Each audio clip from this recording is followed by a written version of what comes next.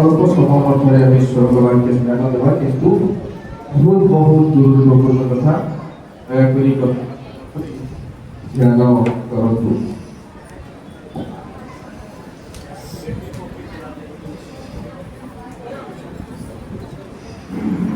দয়াকরি আমি পরস্পর কথাবার্তা করে বাক্য প্রতি জ্ঞান করব। এগুলি হল মণ্ডলী নিকটକୁ লেখক লেখନ୍ତି 13 অধ্যায়ର 4 পদ যে বিবাহ ସମସ୍ତଙ୍କ ମଧ୍ୟରେ ଆଦରଣୀୟ ହେଉ। ପ୍ରିୟ ଈଶ୍ୱରଙ୍କ ଲୋକମାନେ ପୁଣି ପ୍ରିୟ ବର ଏବଂ କନ୍ୟା ଲେଖକ ପବିତ୍ର ଆତ୍ମାରେ ପୂର୍ଣ୍ଣ ହୋଇ କାହିଁକି ଏହି ଶବ୍ଦ ବ୍ୟବହାର କଲେ ଧ୍ୟାନ ଦିଅନ୍ତୁ। ଲେଖକ ବିବାହ ସମସ୍ତଙ୍କ ମଧ୍ୟରେ ଆଦରଣୀୟ ହେଉ କଣ ପାଇଁ ଏ ଶବ୍ଦକୁ ସେ ବ୍ୟବହାର କଲେ? କାରଣ ପ୍ରିୟ ଈଶ୍ୱରଙ୍କ ଲୋକମାନେ ଇଂରାଜୀରେ ଲେଖା ଅଛି ଅନର ଅର୍ଥାତ୍ ଏଷ୍ଟିମ୍ ରେସ୍ପେକ୍ଟ। ଯେ ବିବାହକୁ ସମସ୍ତେ ସମ୍ମାନ କରିବାକୁ ପଡ଼ିବ।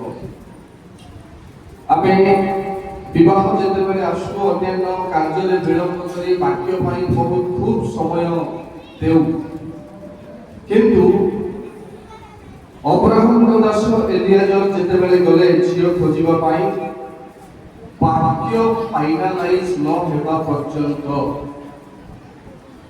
ବାକ୍ୟ ଆଦାନ ପ୍ରଦାନ କରାଯାଇ ନାହିଁ। ଇଟ୍ସ ଭେରି ଭେରି ଇମ୍ପୋର୍ଟାଣ୍ଟ ଯେ ଯୋଉ ବାକ୍ୟରେ ଝିଅ ଆଉ ପୁଅ ପୁଣି ପରିବାର ବର୍ଗ ସମ୍ମତ ହେବେ ନାହିଁ ସେହି ପରିବାରରେ ବିବାହ କାର୍ଯ୍ୟ ହେଇପାରିବ ନାହିଁ। ଇଟ୍ସ ଭେରି କ୍ଲିୟର କଟ୍ କଥା। ଏଇଟା ହଉଛି ଟୋଟାଲି ମୋଟାମୋଟି କଥା। ବାକ୍ୟ ଯେତେବେଳେ ସେଇ ବାକ୍ୟରେ ପୁଅ ରାଜି ହବନି, ଝିଅ ରାଜି ହବନି, ପରିବାର ବର୍ଗ ରାଜି ହେବେନି, ସେଇ ବିବାହ କ୍ୟାନ୍ସଲ ହେଇପାରିବ ନାହିଁ। ତେଣୁ ମନେ ରଖିବା ଦରକାର ବାକ୍ୟକୁ ଆମେ ଟିକେ ପ୍ରାଧାନ୍ୟ ଦେବା ଆଉ ସେଇ ଯାହା ପ୍ରତିକ୍ରିୟା ପ୍ରଭୁ ଦେବା ପାଇଁ ଚାହୁଁଛନ୍ତି, ଆଶୀର୍ବାଦ ଦେବା ପାଇଁ ଚାହୁଁଛନ୍ତି, ପୁଣି ଅଭିଶାପ ଦେବା ପାଇଁ ଚାହୁଁଛନ୍ତି, ଆକୁ ମନ ଦେଇ ଶୁଣିବା ହଁ କି ନାହିଁ କରିବା। ତେଣୁ ଲେଖକ ଜାଣନ୍ତି ଏଭଳି ଏକ ସମୟ ଆସିବ ଯୋଉ ସମୟରେ ବିବାହର ଆଉ ରେସ୍ପେକ୍ଟ ରହିବ ନାହିଁ। କାରଣ ଆଜିକାଲି ବିବାହର ଆଉ ସେଭଳି ସମ୍ମାନ ନାହିଁ। କଣଟା ରହୁଛି ତେବେ? ଲୁକାଲୁକି ରହୁଛି। ଇଏ ତାକୁ ନେଇଗଲା, ସିଆକୁ ନେଇଗଲା, ଅଙ୍କଲ ପୁଣି ଚୋରି ବାହାରିଗଲା, ସମ୍ପଳ ପୁଣି ଚୋରି ଆସିଲା। ଗୋଟେ ଗାଁରେ ଗୋଟେ ଝିଅ ତା ମାମୁଁ ପୁଅକୁ ଲୁଚିକିନା ପଳେଇଲା। ଶାଶୁ ତାକୁ ପଚାରୁଛି ୟାକୁ ନାଡେ ଆଇଲି ହେଲେ ତୋର ପୁଅ ପାଇଁ ଆଇଲେ ପଶୁ ଆଇଲେ ତୋର ପୁଅ या मोर को के निया का पशु पारी नहीं दी पशु पारी आइले। एमती विवाह को साधारण साधारण अर्थरे आमे नै विवाह करू, किंतु प्रकृत रे विवाह सेही भली नुह।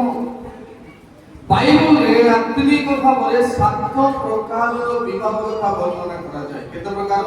7 प्रकार विवाह कथा। ता मध्यरु এই বিবাহ অন্যতম বিবাহ। প্রিয় পুଅ ঝিଅ বাপা মা ভাই ভଉଣୀ ମାନେ ଯୁବା ଯୁବତୀ ମାନେ এই বিবাহ অন্যতম এইଥିପାଇଁ যে এইଭଳି ବିବାହ ମଣ୍ଡଳୀ ସହିତ ପ୍ରଭୁ ଯୀଶୁ ଖ୍ରୀଷ୍ଟ କରିବାକୁ ଯାଉଛନ୍ତି। ତେଣୁ ଅନ୍ୟାନ୍ୟ ବିବାହ ଅପେକ୍ଷା এই ବିବାହ ଅନ୍ୟତମ। କାରଣ ଏତେ ପଟୁଆର ଏତେ ସାଜସଜା जे बर सी प्रस्तुत होउछन्ती, कन्या मध्य एपट प्रस्तुत होउछन्ती। मंडलीर फोटो कन्या ए जेमि प्रस्तुत, बर सेमि प्रस्तुत। एई विवाहକୁ ଆମେ ଦୃଷ୍ଟିରେ ରଖି ଏତେ ପଟୁଆର ଆୟୋଜନ କରୁଛୁ। ତେଣୁ ମନେ ରଖିବା ଦରକାର ବିବାହ ଏକ ଆଉ ଆଦରଣୀୟ ବିଷୟ। ଚୋରାଚୋରି ବିବାହ ସମ୍ଭବତଃ ରେକଗ୍ନାଇଜ ହେଇପାରିବ ନାହିଁ। आजिकाली आमे परिवारर बिना इच्छारे मंडलीर बिना इच्छारे लुचालुची हेई गले मध्य जबरदस्त मंडली को डाकी ताको आशीर्वादर विवाह बोली नामकरण करूछु। ସତ କିନ୍ତୁ ପବିତ୍ର ବିବାହ ବୋଲି କହିବା ପାଇଁ ମଣ୍ଡଳୀ ସାହସ କରିପାରୁ, କାରଣ ପବିତ୍ର ବିବାହ ସେଇଟା ହେଇପାରିବ ଅପବିତ୍ର ବିବାହ।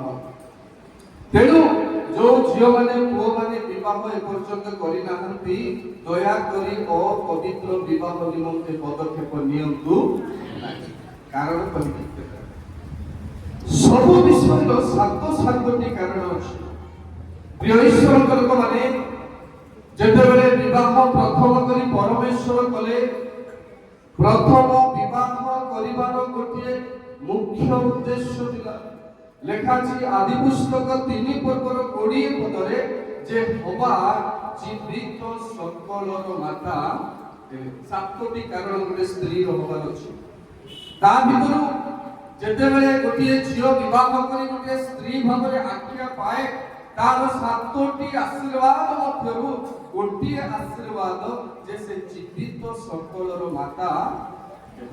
ତେଣୁ ଚୋରାଚୋରି କରିବାଠୁ ସାବଧାନ ଯେ ସେଇମାନେ କାଳେ ଜୀବିତ ସକଳର ବାପା ମା ନ ହେବାର ସମ୍ଭାବନା ଅଛି, ଆତ୍ମିକ ଅର୍ଥ ଅଛି। ତେଣୁ 7 ପ୍ରକାରର ଜୀବିତ କଥା, ତା ମଧ୍ୟରୁ এই বিবাহ পরমেশ্বর যেতেবেলে আম মধ্যে দিয়ন্তি উদাহরণ স্বরূপ। প্রিয় ভাই ভনী মানে, প্রিয় বর কন্যা, প্রিয় ঈশ্বর লোক মানে, যুবা যুবতী মানে, তার মধ্যে গোটিয়ে ঝিও সে জীবিত পিলা মানকর মা হেবার আশীর্বাদ রহিছি। নম্বর 1। নম্বর 2, মলাখী পুস্তকরে কুহନ୍ତି যে ସେହି ଠାରୁ ସେ ଏକ ଈଶ୍ୱରୀୟ ବଂଶକୁ ଆଶା କରୁଛନ୍ତି। এই বিবাহরে এমতি পিলাମାନଙ୍କୁ জন্ম করিবে প্রভু যে তাଙ୍କର লোক করিকি জন্ম করিবে। Hallelujah hallelujah. তোর পুଅ କଣ କରୁଛି ବୋଲେ ନାଇଁ ମୋର ପୁଅ ମଦ ପିଉଛି, ସଦା ଲାଗୁଛି କି? তোর ঝি বিবাহ লেখি বলে হয় ମୋର ଝି ଚୋରା ବୋଲି ସଦା ଲାଗୁଛି କି? সিরিয়াস ପାଇଁ ମୁଁ କହୁଛି, କାରଣ ପ୍ରିୟ ଈଶ୍ୱରଙ୍କ ଲୋକମାନେ, এই বিবাহ এই পদক্ষেপ নেবা দ্বারা जो ईश्वरीय वंशर योजना परमेश्वर करिसंती ताहा आम जीवन फेलियर हेबार संभावना अछि। जदि आशीर्वाद बिहुने पदक्षेप नेउ, तेबे अनुष्ठानिक बिहुने पदक्षेप नेउ, आम इच्छा अनुसार पदक्षेप नेउ विवाहर, तेबे मन रखिबा दरकार जे ईश्वरीय वंशर उत्पन्न करिबाठू काले परमेश्वर ख्यात हेबे, आमर पिला माने चोर डकाई तस्कर हेबार संभावना अछि। नंबर 2। तृतीय कथा एथरे मु सालिबी नूतन नियम रे प्रथम करन्तीय मंडली को साधु पावल लिखिले प्रथम करन्तीय 7 अध्याय रे जे स्वामी माने स्त्री मानक हेतु सूची करा जाइछि। अर्थात अनेक समय रे आमे स्वामी माने असुचि थिबा बेले स्त्री निमंते आमे सूची करा देवदान मध्य असुचि थाई पारे, किंतु प्रभु को योजना रे तांको सहधर्मणी पाए से सूची हेबार संभावना अछि। तेणु एई भली अनेक अनेक रहस्य थाए। प्रिय ईश्वर लोक माने 7 प्रकार विवाह को बाइबल स्थान दैछथि, ता मध्यरु एया पवित्र एवं आशीर्वादर विवाह हेबा पाए आमे पदक्षेप नेबार पहुँचबे। युवा युवती माने तेणु बेसी विलम्ब करिबि नाही, एतिकी कहिबि एई भली स्वर्गीय विवाहरे जो ईश्वरीय आशीर्वाद मान रहिछि ताहा आजिर नव दंपति प्राप्त हुअन्तु। सेमानको पौर स्वरूप आशीर्वाद स्वरूपे परमेश्वर ऐश्वर्य वंश सबको उत्पन्न करन्तु। एमाने जीवित सकलर पितामाता हुअन्तु। प्रभु आशीर्वाद करो। आमेन।